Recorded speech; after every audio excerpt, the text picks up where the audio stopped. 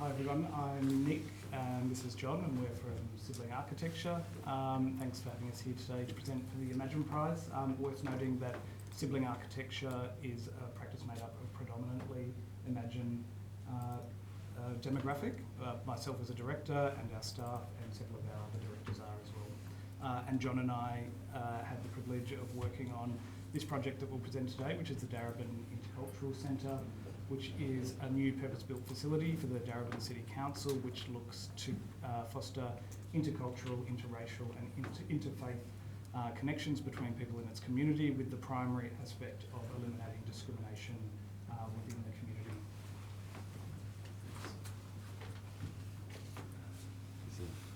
It should just go.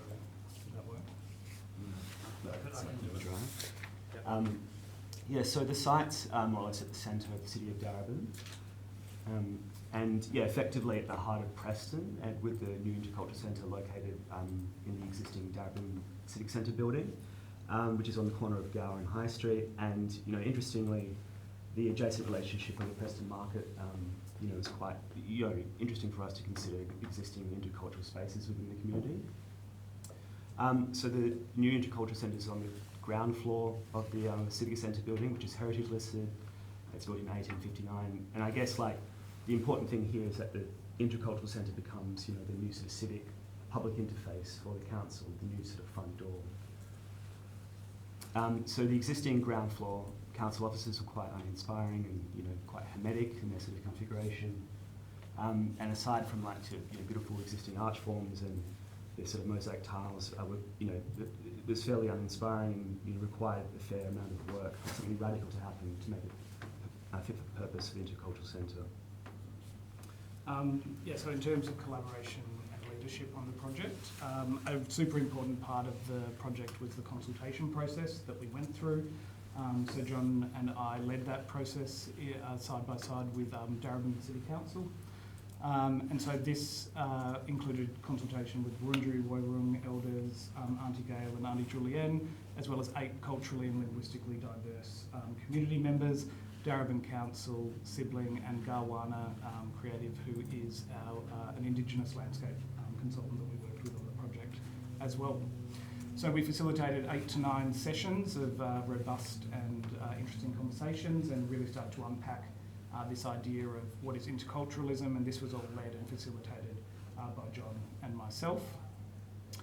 From this, we came to the guiding principles of the project, which included be inclusive while culturally dynamic, unify the spaces between cultures, create transformative spaces, and enable light, warmth, and transparency. And it's important to note that it's not a community centre of multiple cultures, it's an intercultural centre, so it's this space between the cultures that is really important for us to celebrate in this project. From here, we developed the precinct blueprint. The curvaceous forms that you see here draw the community into the space and also begin to spill it back out into the corner of Gower and High Streets. The floor plan here, we've got, as you enter off High Street, there are 2 welcome tables which begin to break down this idea of reception. To the right, we have the intercultural lounge and 2 flexible spaces located to the right there, and a co-working space at this end. Some ancillary spaces in between, and at the rear is the Shire Hall, which wasn't part of this project, however acts as a spill-out zone for larger events within our facility. And the kinds of activities that occur in the building include tax lessons, cooking classes, cultural celebrations, a real wide range of different activities. We had to get fairly surgical in the building to achieve some of these aspirations.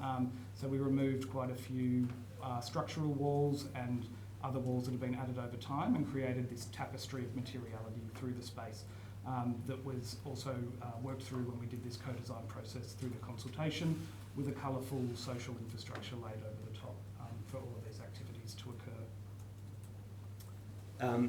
Yeah, and I guess further to this notion of material gesture, a key design strategy was this idea of purging the interior of existing non-culturally relevant ornament and colonial era signs and symbols, and that sort of was a collaborative process with throughout cultural consultation of devising that strategy. And I guess we had to establish a key leadership in convincing the client to strip this. But what was interesting is that it sort of removed hard plaster, but then the bricks which are actually made of country as well, to sort of see that what it does for the space. But then the actual further purging sort of revealed other sort of like material elements, like sort of these marble tiles and the structural corrugated vaulted ceilings, which we retained for the benefit of the space as well.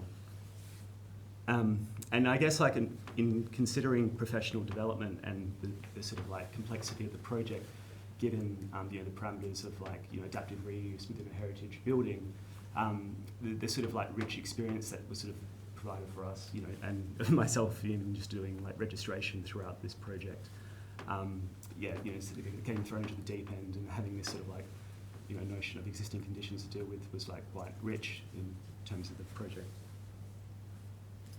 Yeah, so I guess just to sort of walk you through the project, from High Street you walk into the new building through these beautiful trees. There's signage that we collaborated with Semaphore Studio as well, so lots of consultants on our team as well as the consultation process. So bring it up to an accessible level.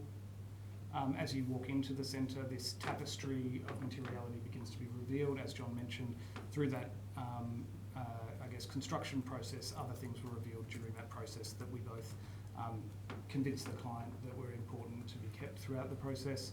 Again, this welcome tables here break down that idea of reception, again convincing the clients to look at things like this, getting them away from the traditional ideas of how a reception might be. And you can begin to see how that purge element begins to work here with, I guess, the revealing of that brick materiality that is, I guess, of country, and so starting to celebrate elements like that. Working directly with Wurundjeri as well on the naming process of the spaces, so several spaces are named within the project that mean gather as one people, one place, and all are welcome. 1 minute. The co-working space navigates around this central glass vitrine or co-working space, and the intercultural staff occupy the space at the end. The public is welcome to come in and use the space in a variety of ways as well. Window reveals are treated in colour to project this back out onto the street as well. A mirrored ceiling bounces light through the space and starts to conceal the services and reflect the people back onto themselves. And these two flexible spaces towards the end are treated with these tubular acoustic walls that frame the windows and have dedicated AV infrastructure and curtains that can create, I guess, a variety of different user agency spaces. And it does really create this layering of space and create spaces within spaces. Giving that user agency was really important to the project as well. And the project, again, projects back out onto the street, and we have this video here to play. I think if you double click it, it works, but we can answer questions while that's happening.